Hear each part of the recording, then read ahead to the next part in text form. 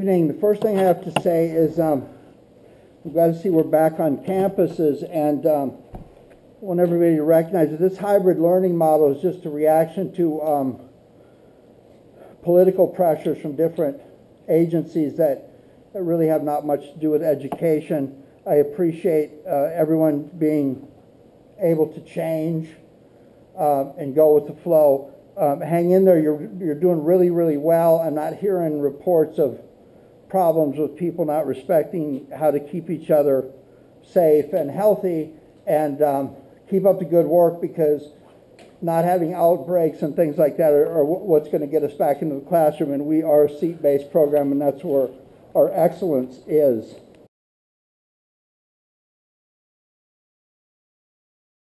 I want to say that after a busy day of work and a slow commute, which is getting slower every day, which is a good sign really, I drive down Escondido while everybody else is on the freeway, and I gain a few minutes, and some afternoons I see that there's a baseball game going on, and I stop there, and it was very refreshing because we do a lot of policy work up here. 85% of what we do up here is prescribed and needs to be done every year, and it's kind of repetitive, so that is very different from what's going on in the campuses, and I think to be informed, to be a good school board member, you need to be able to see what's going on in the campuses. So stopping in and seeing a baseball game was very exciting for me. It's been a while. One of the games was very close. The other one was just a wipeout. And what I noticed is our team, Vasquez, had the opportunity to run the score up on the other team a couple of times pretty badly, but they didn't. And I called the coach over and I said, you know, I appreciate it that you don't do that. And the coach said, we don't gain by humiliating other students. And I thought that was excellent. I asked him for a baseball. He reminded me of these baseballs. I think he pays for them personally, $10 each, so we need to be very careful with this. But, you know, being a coach is not getting people to do what you want them to do. It's empowering people to find their own potential, and there's a great deal of confidence that comes with doing the right thing. So, Mr. Sparks, I'm going to sign this baseball, and I'm going to send it down the row, and I would ask the other board members to do that. And Mr. King, would you make sure Mr. Sparks gets that baseball and takes it back to the team and throws it to a player that hits a home run?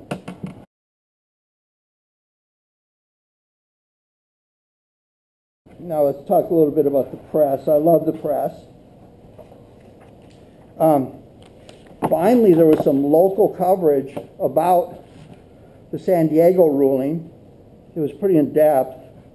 Had a lot of questions, good questions. Fortunately, the answers to all those questions are found in this document. Notice of entry of judgment or order, SCD 266439. I think it's very unfortunate that the big newspapers like the San Diego Herald and the LA Times got this, but apparently our local papers that were withheld from it, so they couldn't get the answers. But I do have a copy for you right here if you can't get one. A lot of good questions, but there was one question in there that didn't get asked, and I've always wanted to know the answer to it. I will tell you that there's no bank to rob if there's no bank, and there's no way to get in the vault of the bank to take money unless the door is opened by someone. Now what this paper will tell you, this paper again, is that the people that were the main perpetrators in this case, that were driving around in Lamborghinis down in Newport, are now looking at 9 and 10 years respectively in the state penitentiary, where Bubba and his partners are ready to accept them with open arms. But I want to remind everybody that without somebody opening the door, these people would have never been able to do that. And that somebody is superintendents and board members. Am I saying that board members and superintendents know what crimes are and what were going to be committed? Of course not. People drank the Kool-Aid. But look, I don't have any Kool-Aid on my lips, and if you do, toothpaste will take it off. But my question is, the closer it comes to sentencing to these people, Are they finally going to open up their mouth and start singing like canaries about who opened the door to the vault? I would very much appreciate the answer to that question. Okay, so where we're at is my colleagues had a few questions about the numbers and the general fiscal impact. This is about policy and me assuring that I understand that the policy wasn't have any problems, and I'm asking for the superintendent's assurances. Starting over, it's my understanding that federal law protects age in the environment at age 40 now. Correct. Okay. That this was a voluntary program. Correct. Where people were not encouraged or pressured either directly or by inference. Accurate. That there was no targeting of specific positions or individuals. Correct. This has nothing to do with performance evaluations or things like that. Correct. There was no criteria other than strict eligibility. That's correct. How were employees notified that this program existed? Through the PARS organization and email. Okay. So here's kind of, maybe I'll be able to bunch this up a little bit better this time. The district, in looking for savings, opened itself up to some restructuring based on who chose to participate, rather than we choose you to go bye-bye, so that fits our restructuring plan. So the district could have found itself based on who participated, ranging from no one to a lot of different people, could have found the restructuring that will be necessary to be driven by which employees themselves chose to participate, rather than, so a different group of employees would participate, or this group would have made the effect of this on the district's need to restructure could have been different. Correct. And controlled completely by who chose voluntarily to participate. Okay, so here's what I'm worried about. This is not appropriate to implement this until you know who participates, until their paperwork is signed, until everything is done. But what I find is people in public sector want to come in and negotiate at step, in my world, it's step 1 through 5. I want to come in, I want to use my experience, and I want to come in at step 4. Well, we need to save money on these positions or we don't realize this, and PARS is going, once you make your commitment, you're going to pay them, and if you don't have the money out of the to pay them through the savings, you're going to pay it out of the general fund, so you are going to pay the bill. That's the bottom line. So unless you go into these salaries that were impacted and adjust them, so step 5 is now the equivalent of step 3. I don't want this to say somewhere down the road, I can't bring in a highly qualified person because I can't give you step 5 because 3 years ago, before we even knew you existed, we made this deal over here.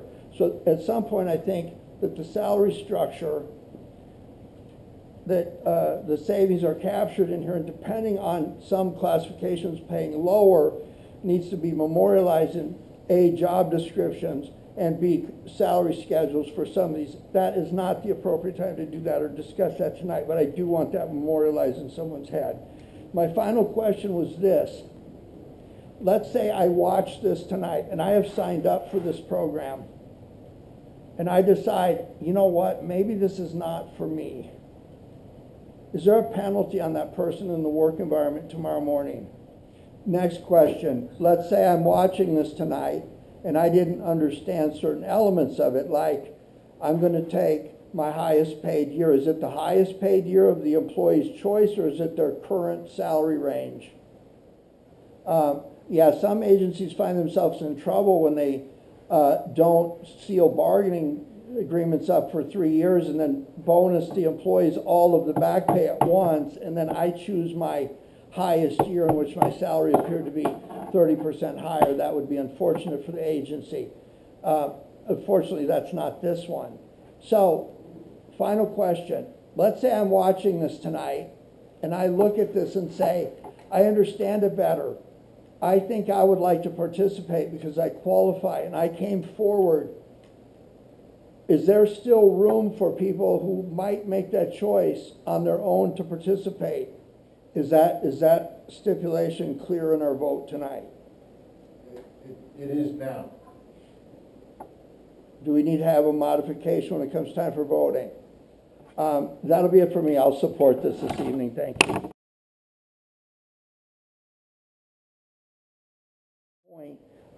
First off, this document is available to the public. Yes. If you absolutely need to see it, it is available to the public.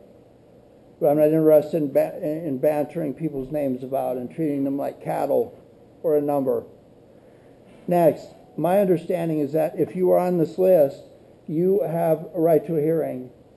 Correct. And my understanding is that hearing is conducted by the Office of Administrative Hearings, which is a subdivision of the Department of Justice. Is that correct?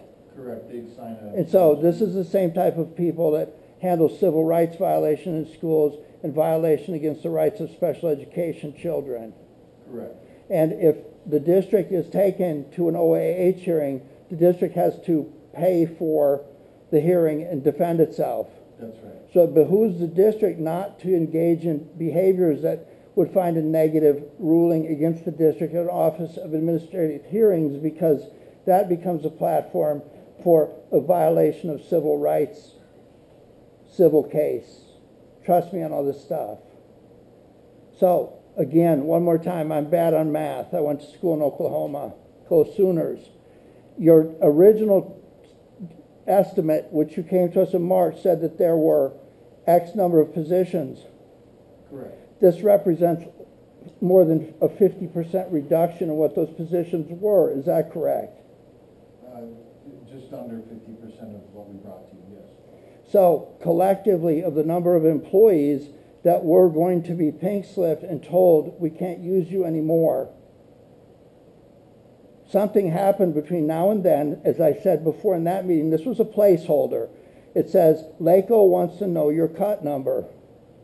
Did LACO tell you what to do to achieve cost savings or restructurings, or to have people that decided, you know what, I'm gonna check out right now so a younger person can stay on? No, we had to provide for them a fiscal stability plan. Right, and they're not interested in the Hallmark cards that some of us are interested in. Is that right? Correct. So you didn't lay off the number of people you said you would. We did. Okay. So my apologies to those people. Again, I would hope that we find a way to make some money legally this time, so I don't have to make any more comments about these freaking court documents. But, yeah, I will support this. Thank you.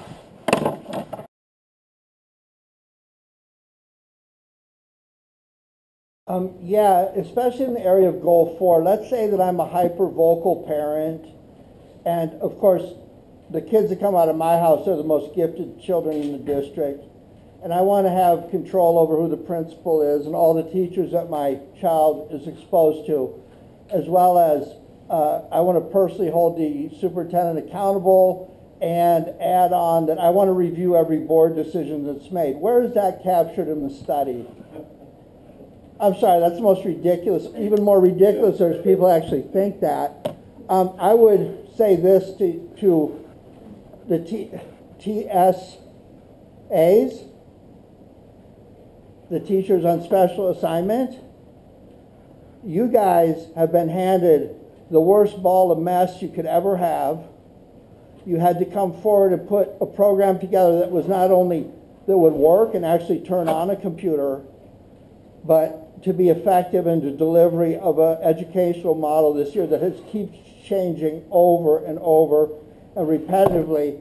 And I don't want to speak for Mr. Wadsworth, but his suggestion that maybe we find a way to keep this type of system available for, that it's a fit for some people. I don't think that we would be making suggestions like that or even considering them had you two not stepped to the plate. Nicole, I've seen you since Kendra was small and come home and talk about the things you were doing in your classroom.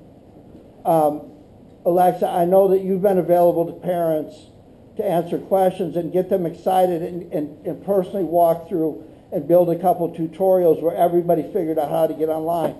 we would not be where we are today if you guys were, I don't know how to say this, stuck in a classroom doing what you have always done, being excellent with 30 kids. Now you're excellent with 900 kids. Thank you.